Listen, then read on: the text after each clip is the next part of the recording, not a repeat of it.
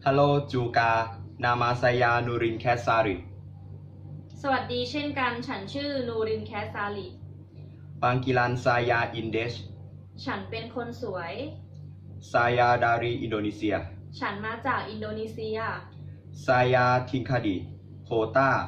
Yogyakarta ฉันอาศัยอยู่ในเมืองยอกจาการ์ตา Usia saya 20 tahun ฉันอายุ 20 ปี Saya lulusan di Universitas Sarjana Wiyata Taman Liswa jurusan Agribusiness ฉันเรียนที่มหาวิทยาลัยสารจนาวิยาตามันซิสวาภาควิชาธุรกิจการเกษตร Hobi saya membaca artikel dan menonton drama Korea งานอดิเรกฉันอ่านบทความและดูละครเกาหลี Saya suka makan buah dan suka mie malak ฉันชอบทานผลไม้และชอบทำอาหาร Senang juga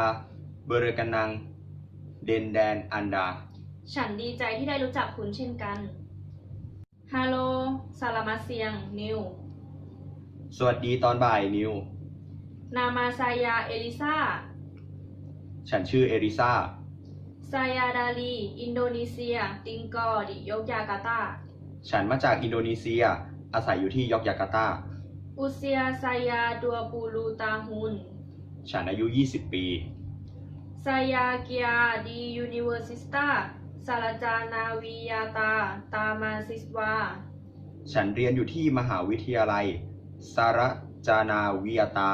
ตามาลิสวา ซายาซูกามามาสักแดนจรัน ฉันชอบทำอาหารและท่องเที่ยว นิวดาตังลาเกยกยาการ์ตาดิสนีย์บัญญัติเต็มปัดอุนตกเบอร์บิลันจา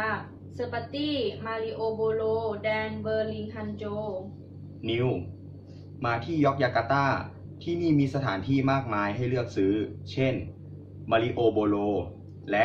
เบอริงฮันโจ ดิสนีย์จูกาเตอกาปัดบัญญัติเต็มปัดวิชาตายังบิสาดิกุลจุนี ที่นี่ยังมีสถานที่ท่องเที่ยวมากมายที่สามารถเยี่ยมชมได้ สางางเบอร์กินาแลนเดนงาแอนดา ยินดีที่ได้รู้จัก